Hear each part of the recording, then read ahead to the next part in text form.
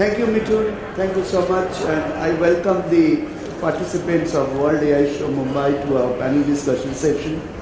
And we are very happy to talk to you about customers' relationship management and customers' experience management with the application of digital transformation technologies, particularly AI, chatbot, robotics, and ML. Actually, if you agree with me that a smarter technology applies you to gather smarter data for smarter analysis and smarter decision making, and AI is one of those. In the field of AI, you have also the ML and chatbots and machine learning, etc. But let me tell you, being in industry for 35 years and now in academics, in School of Business Management, I have developed a habit of revisiting the basics. So quickly revisiting the basics, I'll go to the Merriam-Webster dictionary where it has been said that AI is that kind of a machine capability which is in a position to use human intelligence to its own capability and methodologies. And AI, when it uses human intelligence, it gets into basically visual perception, speech recognition, decision making, language conversion, etc. Coming to machine learning, it's essentially a statistical analysis of given set of data for certain known outputs and unknown outputs, which coagulates with a habit of understanding the data and doing it a better analysis. It helps in the disciplinary management of AI and ML together and interacts. It's a field. It's in the same field of decision-making analysis and strategy analysis. AI helps ML and ML helps AI, and it operates in a very, very complementing and supplementing manner. Coming to robots, essentially these are programmable machines, and when you make a robot artificially intelligent with application of AI, it becomes an artificially intelligent robot. I'm not pretty sure as yet whether artificially intelligent robots have been applied so far in the industry. Coming to these few things which we'll be discussing in our panel, we'll be having 3 points in mind. One is that AI helps us to design better products while taking the insights and inputs from the data which we get generated from the customer interaction. AI helps us to continuously evolve with our customer interactions management and develop strategies for CRM, and finally doing a predictive analytics in the context of prediction whether any customer or any set of customers are going to leave us and what are the corrective actions we can initiate even before the symptom starts showing up. So in the context of this discussion, I'm going to have our learned panel members who are all from the application-oriented industries and decision-making positions. I'll discuss with them these points and we'll be rotating our questions one after the other with our panel members. I have with me Sundar, and he has already been introduced. Sundar, CRM as a subject is very important today, and a lot of digital applications are being seen in the CRM and customer experience management area. Particularly when business is shrouded with VUCA elements and disruptive technologies are continuously doing it. How do you think that these 3 technology elements of AI, ML and robotics, including chatbots, is going to help us in customer experience management? Can you share with us some of your experience in the industry? Sure.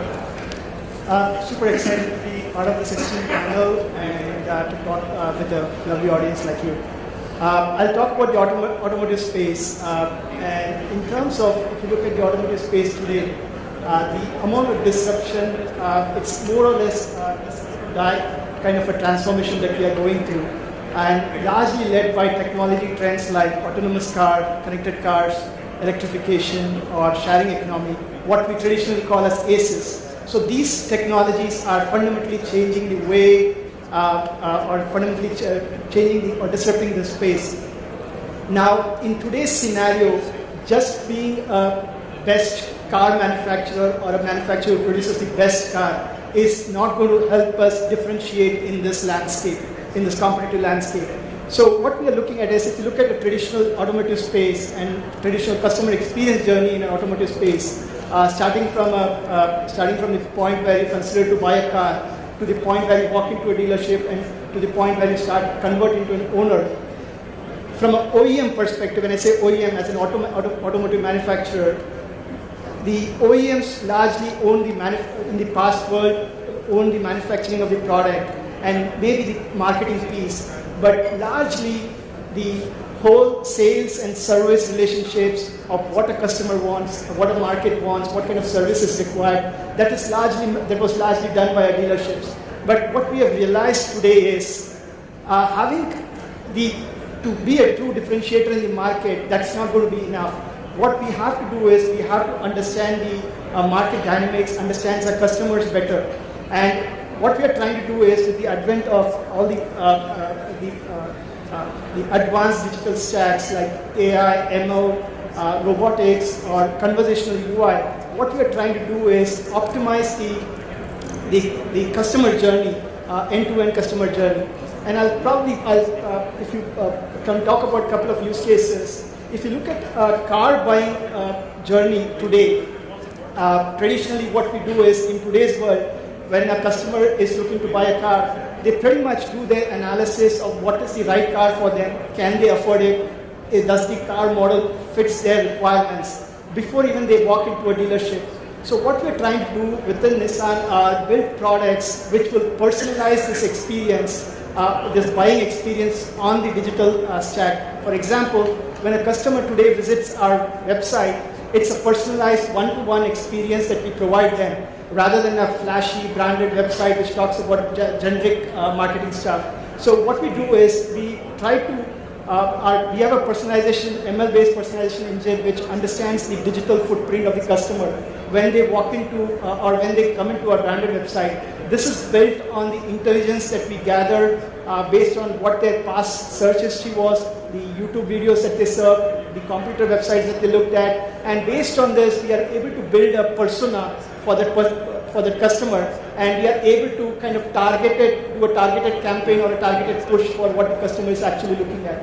So this is a wonderful use case where we are trying to use ML to kind of personalize, move from a standard broad-based segmentation to a targeted use case. Vivek, I'll come to you. Vivek, it is a popular statement of Jim Sebastian, who is a co-founder of Real Ventures, a large fund house for investing in technologies like AI.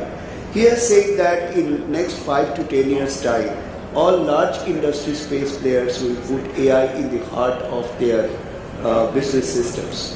Now, you are also represent a very large organization. Incidentally, I was a part of ADAG group once upon a time. Can you tell us, in emerging countries like India, particularly the Asia Pacific region, how AI and its group of interdisciplinary technologies will be able to help customer experience management and customer relationship management? Coming to second, I'll take you straight away to the use case of BFSI sector. Can you tell us, without violating the boundaries of confidentiality, what kind of applications you have done in the ADAG group? Hi, good afternoon everyone. So basically we are moving very rapidly towards the workforce where we are using technology. People are using technology and using machines on our everyday jobs. With the advent of the AI, interaction with the human interaction is going far away. Like you can say that from Siri to Alexa to Google Assistant, people are going towards using these technologies in their daily lives. Already for the customer interactions, where we have financial industries, now they already have, that AI has a power now to feel the customer that he is taking a decision. But actually, machine learning and algorithms are handling their decision on their behalf and give them the relevant information, whatever they want on the customers. Already AI, we have a chatbot there, which is almost handling the customers on a virtual basis. Customers are very happy with the chatbots which introduced in the financial domain. Other than that, AI is very useful to handle the e-commerce accuracy, where we can see the dynamic pricing, where system is calculating the value of the product in some seconds of a time and give it to the consumers, and consumer think that he is getting a value of money. At the same time, company is making money from that particular products. If you can come to the what Reliance exactly doing on that. So we have doing a lot of things from the part of the AI RPA, where all the backend processes, some part of operations, we are using a RPA where no human intelligence required, like data entry, few operations activities are done through the RPA. Other than that, we are into the image analytics, where it's used for the claim settlement in just 120 seconds or 180 seconds. Where a person needs to just upload the pics from the mobile app, and on the basis of that, algorithms can learn that how much damage is there on the accidental part. Is it 10 centimeter or 15 centimeter, and what part behind it might be damaged, or it's a repairable, or you need to change the part. On the basis of immediately, it can throw the price to the customers, and that can be settled down. We are doing some telematics also, where we install the systems in the cars, and it know the behavior how the driver is driving. Is it rash, is taking a sharp turns, or overspeeding, or using a more brakes. On the basis, we like to see that how we can adjust the premiums or the renewals in the near future. If the driver is rash, then definitely the premium should go high. If it's a safer driver, so definitely premium should come down. Same into the health sectors also. If we have like devices, gadgets, and from social media, we try to getting the data, building some intelligence around that, and see how are the health habits of the customers. And if the health habits are bad, then definitely the premium should be high, and the other side it should be low. Thank you. First of all, Dr. Priyadarshi, we are extremely happy. I'm personally so grateful that you have done a wonderful presentation before this session. And I would like to come to you with a very large perspective of AI. Let me tell you, days have already emerged when a business organization doesn't create its operating and execution strategy from the business house and then goes to the market for implementation of it. Today, it's a day of reverse mapping of strategy. When you take inputs from the market, take inputs from the customer, take inputs from the business ecosystem, try and understand the successful strategies that will be required for the market, for which I can design a customer-centric strategy, and then come to my business, see my capabilities, and design my execution plan. In this kind of environment, I would like to come to the question of AI, ML, chat, and robotics, intelligent robotics and chatbots, and ask you the question whether you think reverse mapping of strategy and smarter execution of strategy through tactics developed by AI and ML oriented learnings will be helpful in future. If you agree with my point, can you give us some use cases in industry? Perfect. In fact, I was talking to somebody a few minutes back exactly on this topic. I think somebody was saying, oh, what product should we build, what the customer wants, we need to do that research. I said, no, sometimes there are two ways to do it. You can either create the need, and because customers always don't know what is available, right?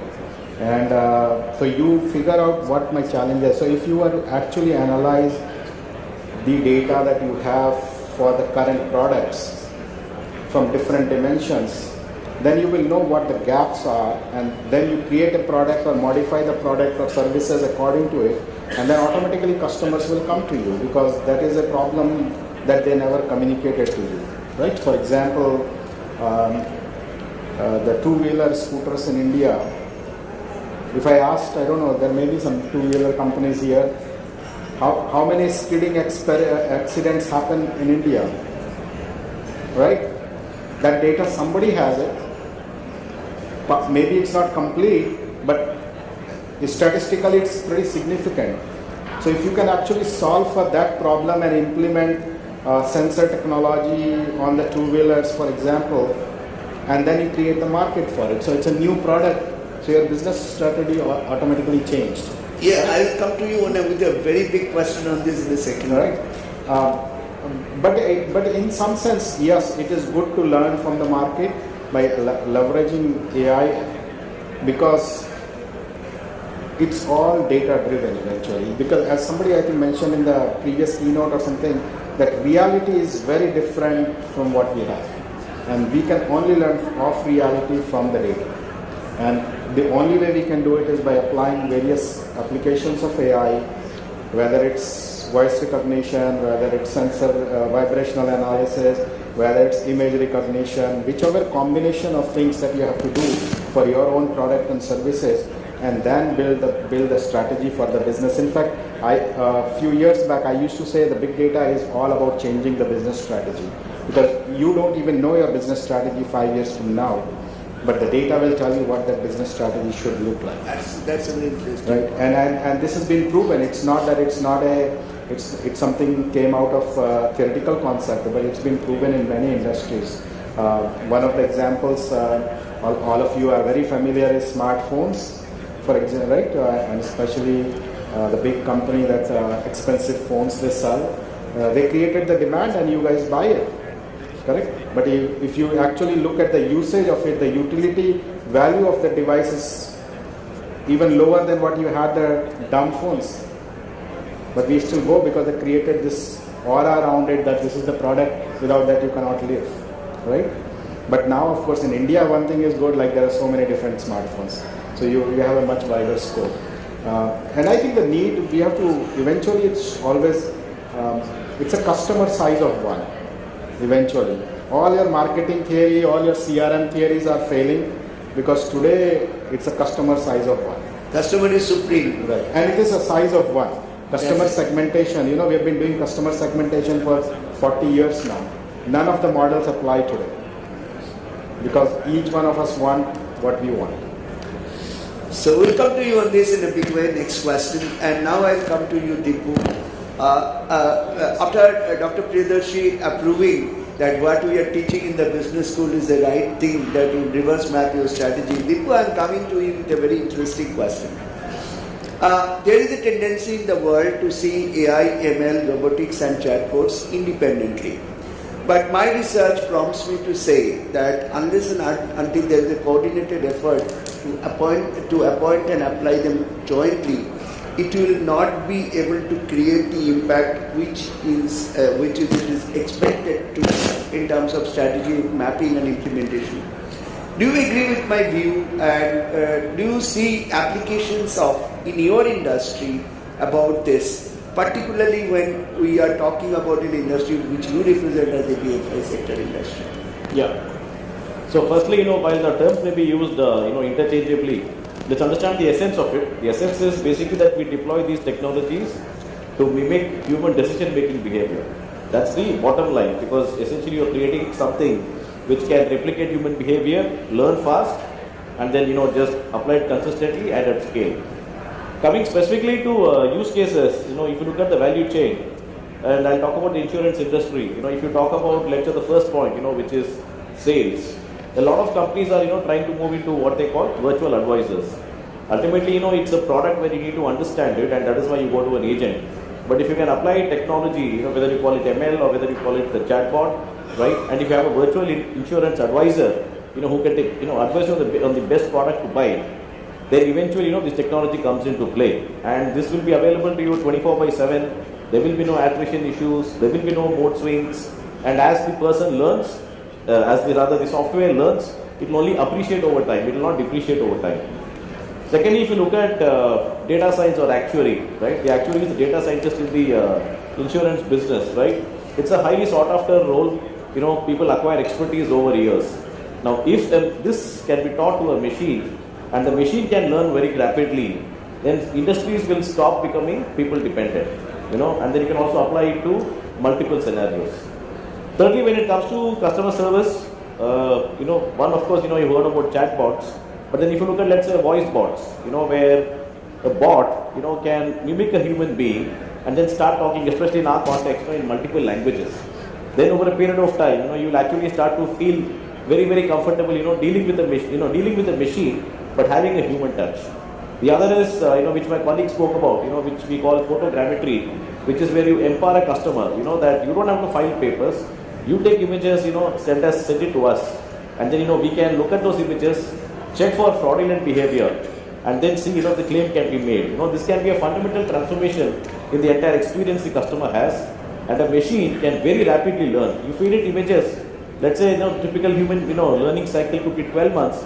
A machine can possibly learn in 1 month. So these are some use cases by which we can deploy technology and make a significant impact.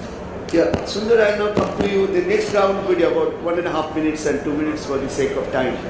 Quickly, let me tell you one thing, that emerging situation in the business houses is that all jobs which are supposed to be done intelligently, it will be handed over to the machines.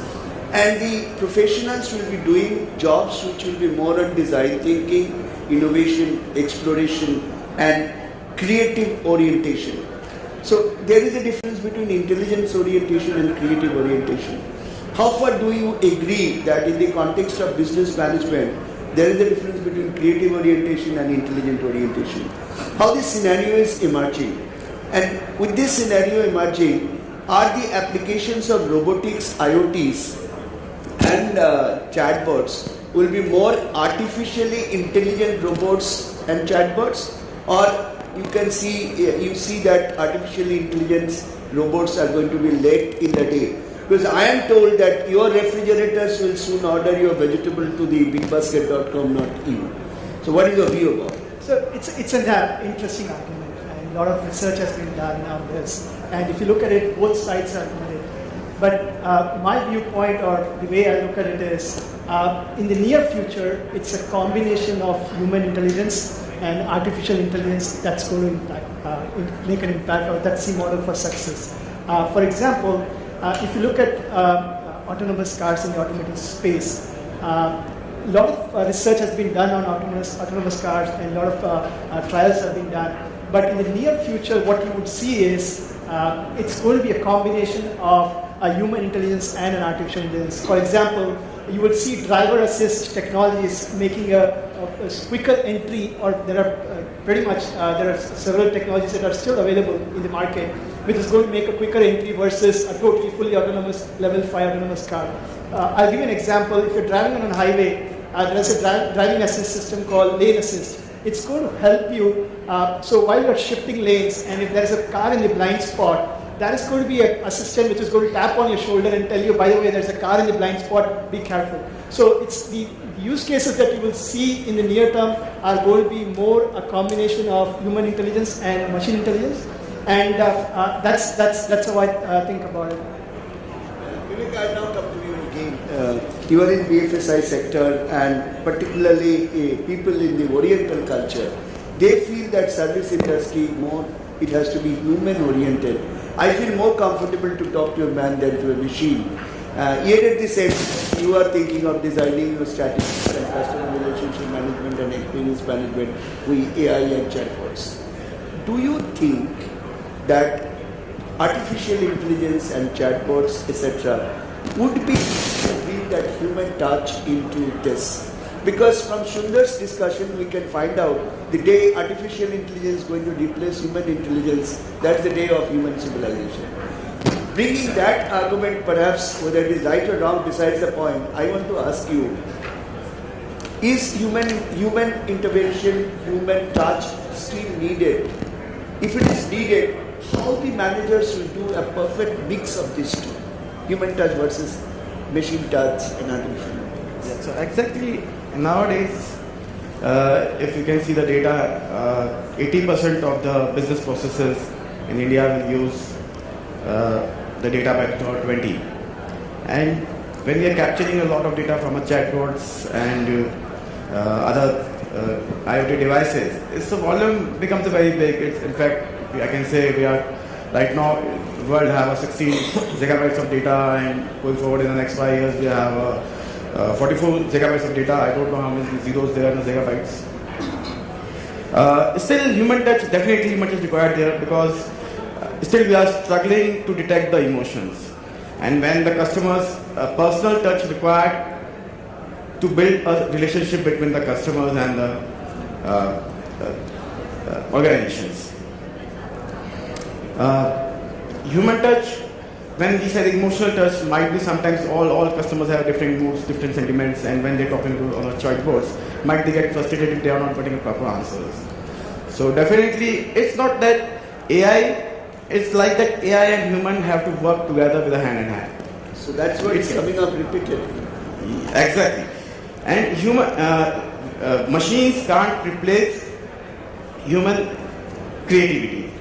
So for there, we need to see that how the better we develop the intelligent algorithms that can work alongside with the AI and give a better solutions to the clients. Like if you can say, recently Mercedes has sat out almost all the robots from their assembly sections, and again they are working with the robots and humans, and they are now delivering good results and the prospect to the organization. So this is one example where we have seen that, of course, humans are required along with the AI for a better enhancement. Yeah, that's an element where you are still to establish the uniqueness of each customer, and each customer's uniqueness, the day you put it in AI, that's the day which is ultimate perhaps. Now I come to you again, Dr. Priyadarshi. You are working with Halliburton, which is present in 70 countries and 50,000 employees you are working with. And here we are talking about customer experience and relationship management, where we'll be using a lot of input data from customers who are individuals, millions of individuals, etc. And when the individual importance and individual data coming to picture, definitely regulation also will come into picture. We have seen GDPR in India. We are seeing that Justice C. Krishna's committee is coming up.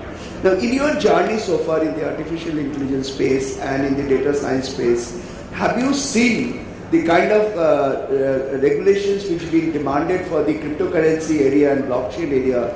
Is it that in AI, ML and robotics area, and also drone area, drone in any case will be coming under aviation regulation? Are you experiencing that AI also will soon come into the area of regulation? If yes, how critical and important it is going to be in the context of you are applying AI for sustainable customer-centric value creation?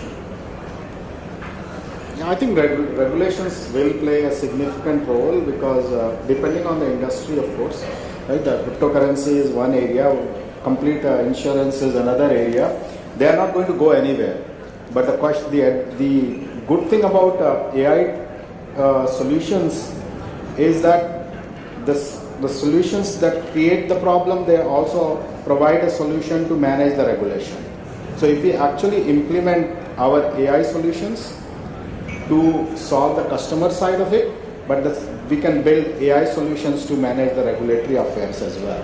So whether it's the contract management, whether it's the contribution that we have to give it to the various regulatory bodies on a regular basis, what kind of material are we providing, is it validated, is it verified, all those things could be actually done through technology, right? So the timing that requires when you have to build a report for a regulatory body, that could be actually automated and verified much better than human. You can actually eliminate the human errors in it. So in that sense, supplementary question, sir, you can cover it. The data which is created, a decision which is created, and the data analysis which is done by AI and ML, will it be available for submitting as an evidence in the court of law? And like in China, Supreme Court has already accepted the blockchain-based data as a legal evidence. Quickly, just half a minute answer. How do you see the things future is emerging on this, evidencing of AI? I don't know about the legal part of it, because whether it's an evidence, because that's the one degree I need to do, I guess, one day. but I think, like for example, in US, the money that you make on blockchain cryptocurrency is actually taxable. So if that's the thinking, then I think it will be a similar kind of anything that you generate economic value, that will be actually rule of law. So I think in that sense it could be a legal aspect. But more importantly, I think whatever we generate, as we call it, the data in motion, that becomes part of a proof. Okay, okay. Dipu, I'll come to you and now come to the ground level of the issue of AI and ML. You see, in India, when we say India, we also talk about Bharat. Bharat is 70% of India, and customers, FMCG companies are getting into Bharat today. And also come to the MSME sector of the country, where 40% of the GDP are delivered by the MSME sector. The AI, ML, chatbots, robots, these are a little expensive, and there is an extensive training required for your organizational people for effective use and an ROI. Keeping that context in view, do you think that days are emerging where startups and service firms will come up with customized delivery of AI and ML based solution, which without implementing AI in their computing system they will be able to use it? In the context of MSME, the same thing applies, whether I will be able to help the MSMEs by fragmented solution creation, so that AI helps the customer in the rural area, AI helps the MSME, and emerging countries like in India, which lives in village, will be benefiting out of AI. I think one big factor which has made a difference to Bharat or MSME has been GST. Once GST was launched, you have millions of lines of data, and once data comes in, then technology comes into play. The second big driver has been a convergence of digital initiatives by the government, as well as the private sector. For example, the government has something known as the National Manufacturing Competitiveness Program, where what they do is, they drive e-literacy, and they provide subsidized solutions. The other is Skill India, through which you are basically focusing on skilling people for the digital world. And then if you look at private players, right, Facebook has a targeted program for startups. Google has a program known as Unlocking Digital India. SAP has a program known as Bharat ERP, where they are trying to help these players come into play. What I think is really critical here is, if you look at a lot of these smaller towns, we'll have to come out with solutions which are working on the lower end of the spectrum, when it comes to smartphones, which will be 2G compatible, right? And also in India, typically SOPs do not work in every sphere. So exception management, so if the software can cater to that, and then eventually if you also bring in the vernacular angle by which we are able to cater to those multiple languages, then we are definitely in play. I think I request the audience to reflect on these points for particularly startups, whether you can design such kind of a solution without they investing in it. Now I will come to the point to you on a theory of multiple intelligence. Suppose you are chatting to your friend and you're simultaneously writing a mail and also listening to some background music. So, and human intelligence is possible to be working in multiple intelligence fronts when these intelligence fronts are not interacting with each other. I have a very simple question. Do you think in the world of artificial intelligence, multiple intelligence has arrived? Just one or two sentences, and then your words of wisdom for the audience on this subject. To be very honest, I'm not a true expert in the space, and maybe Dr. Satyam has a perspective. But the way I look at it is the way Howard Gardner had described intelligence. There are 9 intelligences that he described, and in the way I look at AI today, AI is kind of mastered, I would say, 6 of those 9 intelligence. And for example, if it's musical intelligence, today we have AI bots which can compose music, not only recommend you a music service or a music, they are able to recommend the music.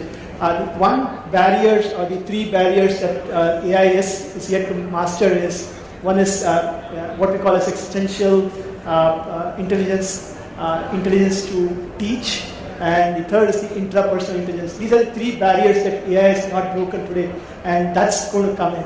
To be very specific to your question, I think would a bot be able to do multiple things at a time? I think if you look at deep learning, with the advent of deep learning, deep learning, you could think of it as it's similar to a human brain. So the more advancement in the deep learning technology, the more you would see machines behaving or machines operating more like a human brain.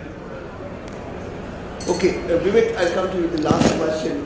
I again take the example of India where there are unity in diversity, and there are various social customs, social realities, language.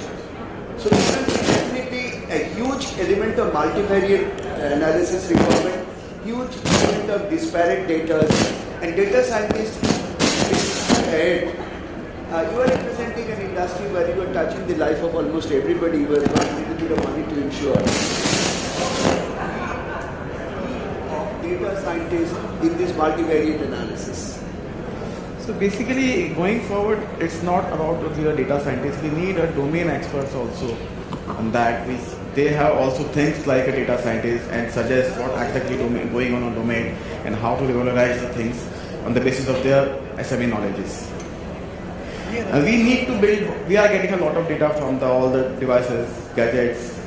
We need to build some actual learning process around that. So using that particular, getting the whatever data in the system in the intelligence level can help us to not to rework the same thing and build more intelligence around these systems where you get a better results. And it might be the more customer where the world, when the time will come, when you can say the insurance industry, the client agent approach the customer with more personalized quotes and personalized products. It's not about, it would be the is instructive that it would approach like a customer-centric approach, not a product-centric approach. If we want to build that customer-centric approach, we need to go towards build some thing around the intelligence towards whatever the customer information we are getting on the demographic and on the chatbots and other devices, which utilize in a proper manner. Okay, Dr. Priyadarshi, I'll come to you for the last time with an element of multiple intelligence analysis. As you know, when you do decision making, you apply your guts and your intuition also to a certain extent. AI and ML and chatbots, etc., I don't know whether it will be able to use intuitive analysis of data. Are the days far or sooner near to us that intuition also as an element will come in AI analysis? Point number one. Point number two, we say that AI will be able to take decisions, AI-oriented computer systems. How far will it be to, and to what percentage of such decisions will be successfully implementable and result-oriented? So I'll break that problem in 2 or 3 parts. First, yes, AI will mature, no doubt about it, and it will come to our human intelligence level sometime, but not in our lifetime. All right, that is for sure. Because it's a question of, as I said, it's a question of putting the cognitive knowledge that exists into some decodified mechanism that it can actually read through. So that data has to be created, or machine learning people will say that the library has to be created, right? So that will take time, irrespective of what field we are talking about. But in terms of decision making, there are components that will take longer, which is the emotion part, right? The emotion, intuition, inference, right? If you look at most of the industries, we are still struggling to build what is called predictive models, right? We don't have even a prescriptive model, right? I think when Arnav was showing the case of cancer, yes, they can actually look at the images, maybe point out some area that, okay, these are cancerous cells, but beyond that, they can't prescribe, right? So prescriptive part is still missing. Very little prescriptive we do. I think earlier somebody talked about expert systems. We could build some expert system that is part of the AI. But when it comes to actually doing applications, that prescriptive part is missing in almost every industry. And I think you can probably, from your experience, you can see manufacturing, it's all about predictive. We are focused on predictive right now. So first we have to build predictive systems that are mature, then prescriptive systems, then holistic systems, and then cognitive systems. So it's a long journey. But where the value comes in is as more and more sensor technology is deployed, whether it's IoT or some other emerging technology devices, what we can build in manufacturing and other industries is what called self-healing systems. Currently, that's where the decision making will become easier through AI solutions. It's all about device. So for example, if these are the two sensors and they have some correlation to a workflow, if this sensor is monitoring this sensor is monitoring this sensor, and they think that we are having a challenge, you think this data that is coming out, the data quality question was asked, if this sensor's data, A sensor says B sensor data is not right quality, it will say, let me reboot it. You actually took out the human from the loop, right? So that your data quality issues don't exist in the long. So that kind of decision making is implementable today. In fact, we actually implement in oil and gas industry, we call it voice of the oil field. So, you know, we are talking about customers, we are saying customer, voice of the customer. We actually call it voice of the oil field because we are listening to various aspects of the equipment, sounds, images, and saying that there's something happening. So if we can actually reboot a sensor or a device, we actually save a lot of time and money. So that kind of decision making is possible today, but not with emotions and because you know a lot of people will talk about sentiment analysis from fundamental data of Facebook and Twitter, but that sentiment analysis is your and my interpretation of whether good or bad, right? It is not the emotion part. The emotion is still harder. I think China is doing a lot of work in it because they are collecting so much data. So their library is one of the largest libraries of emotions, so to say, collected by face. Right? They read everyone. Right? They have a different style of government. Right? Try to do it here. That will be very difficult. So, Dr. Priyandarshi, you dealt with all my elements, but I think you have not dealt with the intuitive part. I think intuitive part is quite far from today. And my last question to Deepu, my learned panelist, on his organization is a winner of many digital transformation prizes. So I would request you to give the benefit of your experiential learning point in implementation of digital transformation using AI and robotics and chatbots in the matter of customer experience management. Your words of wisdom, how have you led it? I think the key learning is, to go for a use case where it really makes a difference to the customer and not get, swayed by the hype. So pick the, biggest problem which the customer is facing, and then do that. So for example, we picked out our biggest sources of calls into the call center, and then we launched our AI-powered bot, which caters to that. The other is, AI is here to stay. On a note of sense of humor, one of the simplest and most powerful cases of machine learning or artificial intelligence, whichever way you want to call it, is Google search, right? But sometimes, when you go and, let's say try too many times, it wants you to prove that you're human, right? It gives you images and then you have to click on the road or, the tree or whatever, right? What is ironic is that you're proving to a machine that you're human. So that proves, that AI or, ML is here to stay. That's great. With this, my questions to my panel members are over. Maybe in the context of time and interest of time, we may have one or two questions from the audience. But I think the panel members will be available in the lunchtime, though I have to rush to my school very soon. So you can interact with them later. Mithun, if any question is there from the... Any questions from the audience? Please raise your hand. All right. No questions. Yeah, thank you. People must be hungry by now. Thank you. Thank you very much, panelists.